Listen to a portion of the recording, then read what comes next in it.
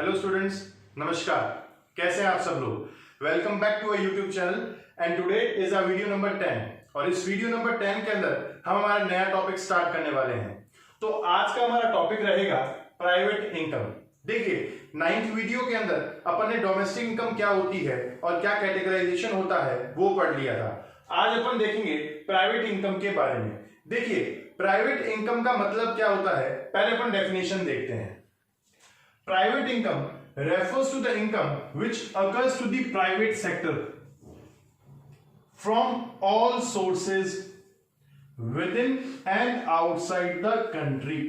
देखिए, नाम से पता चल रहा है प्राइवेट इनकम मतलब वो इनकम जो प्राइवेट लोगों को होती है, जो प्राइवेट सेक्टर को होती है। मतलब वो इनकम जो प्राइवेट सेक्टर वाले कमाते हैं उसे प्राइवेट इनकम कहते हैं। पर कुछ डेफिनेशन में कुछ चीजें आपको ध्यान में रखनी है। पहला तो प्राइवेट सेक्टर, तो ये तो अपने को पता चल गया कि वो इनकम जो प्राइवेट सेक्टर कमाती है वो प्राइवेट इनकम कहलाती है। प्राइवेट सेक्टर के अंदर आपके हाउस होल्ड्स भी आ सकते हैं और आपके एंटरप्राइजेस भी आ सकते हैं, बिजनेसमैन भी आ सकते हैं। तो प्राइवेट सेक्टर द्वारा कमाया गया पैसा, कमाई गई इनकम। देखिए, दूसरा यहां पर मेन है फ्रॉम ऑल सोर्सेज, मतलब सभी सोर्सेज के द्वारा। यहां पर कैसे भी लाओ बस पैसा लाओ। प्राइवेट वाले लोग क्या कहते हैं कि कैसे भी लाओ बस पैसा लाओ। तो ऑल सोर्सेज से, किसी भी सोर्सेज से पैसा आए, वो किसी भी सोर्सेज से वो कमा रहे हैं, वो प्राइवेट इनकम के अंदर इंक्लूड होगा। सोर्सेज का मतलब यहां पर है फैक्टर इनकम और ट्रांसफर इनकम से। मैंने आपको बताया था दो प्रकार की इनकम होती है, फैक्टर इनकम और ट्रांसफर इनकम। क्योंकि यहां पर ऑल सोर्सेज लिखा हुआ है तो फैक्टर इनकम भी प्राइवेट इनकम में आ सकती है और ट्रांसफर इनकम भी आ सकती है। तो वापस अगर अपन डेफिनेशन में आए तो it refers to the private sector from all sources within and outside the country. मतलब देश के अंदर कमा रहे हो या देश के बाहर कमा रहे हो तो भी वो प्राइवेट इनकम के अंदर इंक्लूड होगी। तो कहने का मतलब ये है कि जो प्राइवेट सेक्टर को जो इनकम होती है, चाहे वो किसी भी सोर्स से हो, चाहे वो फैक्टर इनकम के द्वारा हो, चाहे वो ट्रांसफर इनकम के द्वारा हो, चाहे वो देश के अंदर हो या देश के बाहर हो, अगर वो किसी भी तरीके से कहीं पर भी अगर वो इनकम कमा रहे हैं तो वो प्राइवेट इनकम कहलाएगी। क्लियर? तो आपको बस यहां पर ये ध्यान रखना है कि फैक्टर इनकम और ट्रांसफर इनकम दोनों इसमें इंक्लूड होंगी। तो देखिए, कौन कौन से ऐसे कंपोनेंट्स हैं जिसको अपन ऐड करके अपन प्राइवेट इनकम निकाल सकते हैं और जो आपके प्रैक्टिकल क्वेश्चंस के अंदर देखने को मिलेगा। तो देखिए, सबसे पहले income from the domestic product accruing to the private sector. ये तो मैंने आपको डोमेस्टिक इनकम के अंदर भी पढ़ाया था। सबसे पहले ये कि प्राइवेट सेक्टर को जो पैसा आता है, तो जो प्राइवेट सेक्टर इनकम कमा रही है वो तो है फर्स्ट नंबर, ठीक है। दूसरा NFIA, second NFIA net factor income from abroad. क्योंकि देखिए यहां पर डेफिनेशन में था ना with in and outside the country, मतलब बाहर से भी पैसा आ सकता है, तो एनएफआईए के द्वारा भी इनकम कमा सकते हैं प्राइवेट वाले लोग। तीसरा इंटरेस्ट ऑन नेशनल डेब्ट। ये क्या होती है इंटरेस्ट ऑन नेशनल डेब्ट? तो देखिए, इसका मतलब क्या होता है कि कभी कभी गवर्नमेंट को जब पैसों की जरूरत पड़ती है अपने एक्सपेंडिचर्स को करने के लिए, अपने खर्चे वगैरह करने के लिए, तो वो पैसा प्राइवेट लोगों से उधार पर ले लेती है, लोन ले लेती है।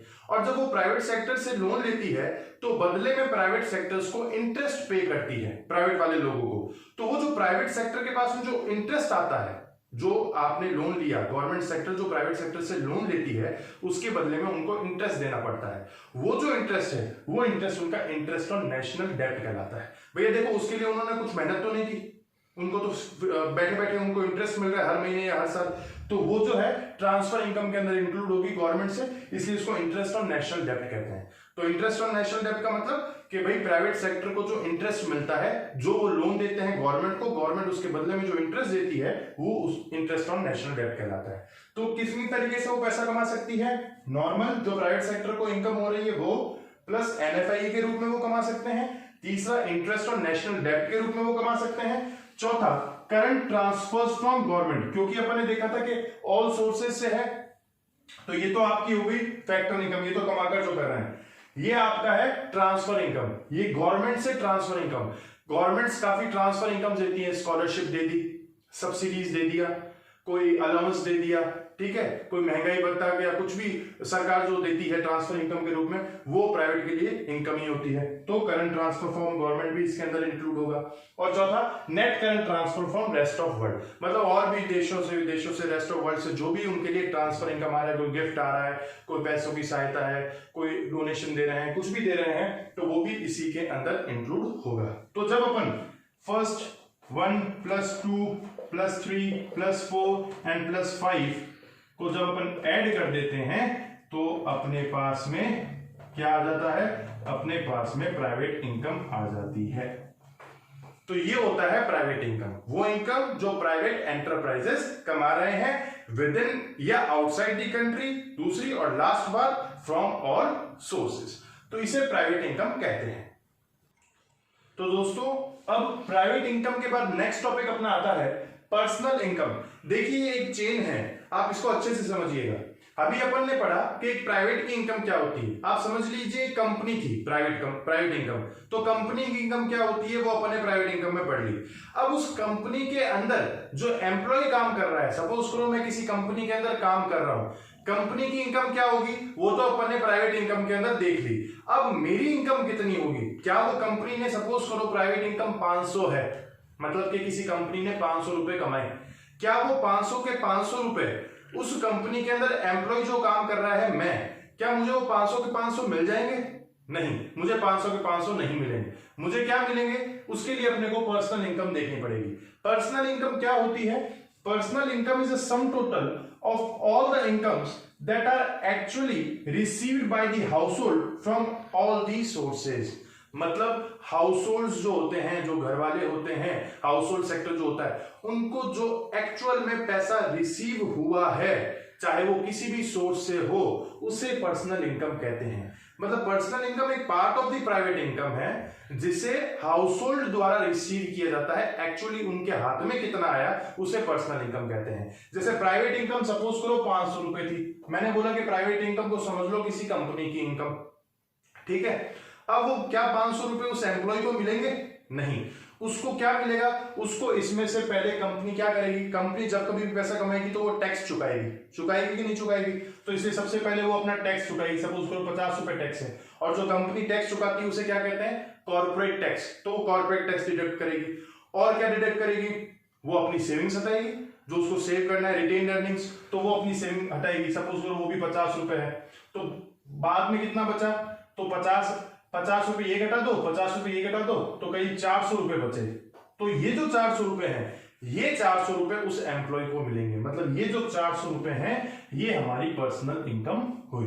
तो पर्सनल इनकम वो पार्ट है जो हाउस होल्ड को एक्चुअल में रिसीव हुई है। और वो कैसे रिसीव होगी, तो इसका फॉर्मूला क्या है पर्सनल इनकम का, प्राइवेट इनकम जो कंपनी ने कमाया प्राइवेट इनकम, उसमें से वो क्या करेंगे, कॉर्पोरेट टैक्स माइनस करेंगे, फिर उनकी कोई सेविंग्स वगैरह है वो माइनस करेंगे, उसके बाद में जो पैसा बचेगा वो एम्प्लॉय को मिलता है, मतलब वो पर्सन को मिलता है, वो हाउस होल्ड को मिलता है, इसलिए उसे पर्सनल इनकम कहते हैं। क्लियर दोस्तों। अब देखिए तीसरा टॉपिक हमारा आता है पर्सनल डिस्पोजेबल इनकम, पीडीवाई भी इसको शॉर्टकट में बोल सकते हैं। देखिए पर्सनल डिस्पोजेबल इनकम किसे कहते हैं, सबसे पहले अपन ने पढ़ी कंपनी की इनकम मतलब प्राइवेट इनकम, उसके बाद में अपन ने पढ़ी कि उसके अंदर एम्प्लॉय जो काम कर रहा है उसे कितनी मिलती है, जिसे अपन पर्सनल इनकम बोले। अब मैं बात कर रहा हूं, देखिए पर्सनल डिस्पोजल मतलब क्या होता है, खर्च करने वाली इनकम, मतलब ऐसी इनकम जो हाउस होल्ड वाले खर्च करने के लिए तैयार हैं। मैंने बोला भाई 500 रुपए प्राइवेट इनकम थी, कंपनी ने कमाई, 400 रुपए जाकर मुझे मिली हाउस होल्ड को, एम्प्लॉय को। क्या ये 400 रुपए मैं पूरे के पूरे खर्च कर दूंगा क्या? नहीं, मैं ये 400 रुपए पूरे के पूरे खर्च नहीं कर सकता। क्यों? क्योंकि अगर मैंने मेरी इनकम कमाई है तो क्या मुझे टैक्स नहीं देना पड़ेगा? यहां पर तो उस कंपनी ने टैक्स दिया था। जब पर्सन के पास में इनकम आ जाती है, जब हाउस होल्ड सेक्टर के पास में इनकम आती है, तो वो भी उसमें से कुछ टैक्स देता है, जिसे अपन पर्सनल टैक्स कह सकते हैं। तो क्या करेंगे, देखिए पर्सनल डिस्पोजेबल इनकम क्या होगी, it refers to that part of the personal income का वो part which is actually available for the disposable of the household, जो हाउसहोल्ड को खर्चे करने के लिए तैयार हो, मतलब ऐसी इनकम जो खर्चे करने के लिए तैयार पड़ी है आपके पास। अब इसको आप फेंको, नाली में डालो, यूज करो, खर्च करो, कहीं पर भी रखो, वो आपकी असली इनकम है, खर्च करने लायक, तो उसे पर्सनल डिस्पोजेबल इनकम कहते हैं। कैसे निकलेगी पर्सनल इनकम, अपन ने निकाल ली 400 रुपए थी, ठीक है। अब अपन क्या करेंगे, अपने पास 400 रुपए आए तो अपने को भी तो टैक्स देना पड़ेगा, तो अब इसमें से हटाएंगे अपन पर्सनल टैक्स, ठीक है। और क्या होगा, और आपने कोई ईएमआई ले रखी होगी, कोई लोन ले रखा होगा, उसका कोई इंटरेस्ट चुकाना है, और भी कोई छोटी मोटी किस्त वगैरह होगी, वो भी आप घटाओगे। तो सपोज करो 400 रुपए आपकी इनकम थी, ठीक है, आपने उसमें से 50 रुपए का टैक्स चुका दिया, ठीक है, और आपने उसमें से 50 रुपए की और कोई मिसलेनियस रिसिप्ट थी, 10 रुपए आपने कोई बाइक ले रखी थी उसकी किस्त और किसी की किस्त, ऐसे करते हुए 50 रुपए की और मिसलेनियस रिसिप्ट थी, तो टोटल अब कितनी बची 300। अब ये जो 300 रुपए ना एक्चुअल में आपके पास में आई है। अब इस 300 रुपए को आप खर्च करो, फ्री हो, नाली में डुबा दो, फेंक दो, बाहर कर दो, कुछ भी कर दो, ये 300 रुपए आपके हैं, पूरा हक आपका है। इसे पर्सनल डिस्पोजेबल इनकम कहते हैं। तो देखिए चैन बन रही है। सबसे पहले प्राइवेट इनकम, प्राइवेट इनकम का part personal income, personal income का एक और पार्ट पर्सनल डिस्पोजेबल इनकम। तो ये था हमारा पर्सनल डिस्पोजेबल इनकम का कॉन्सेप्ट।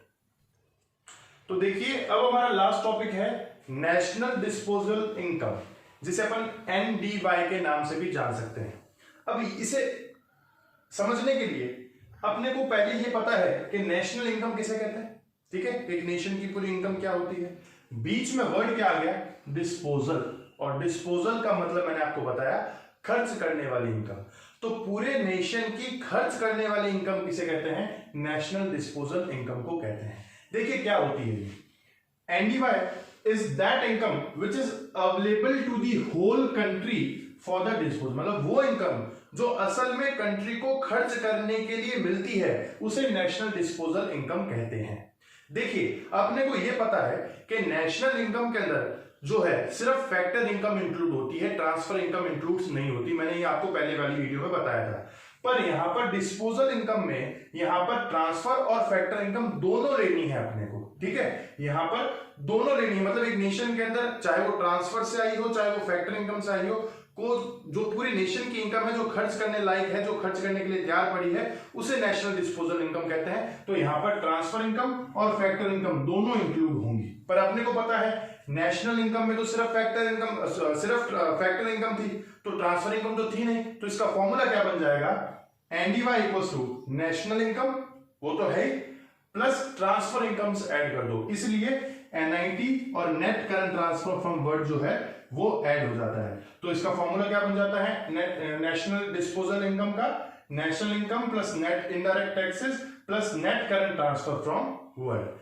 तो ये गाइस आपका NDY का कॉन्सेप्ट है। ये सभी की एक चेन है। प्राइवेट इनकम से अपन स्टार्ट हुए, प्राइवेट इनकम से आपने पर्सनल इनकम पढ़ा, पर्सनल इनकम से पर्सनल डिस्पोजल इनकम, उसके बाद में आपने NDY पढ़ा। तो ये सभी एक चेन है, इसको आप समझ लीजिएगा तो कोई आपको दिक्कत नहीं आएगी। और ये जो टॉपिक्स मैंने आज कराए हैं ये प्रैक्टिकल्स में आपके बहुत काम आने वाले हैं, इसलिए आप खासकर इस टॉपिक को, इस वीडियो को अच्छे से कॉन्सेप्चुअल क्लियर कर लीजिए।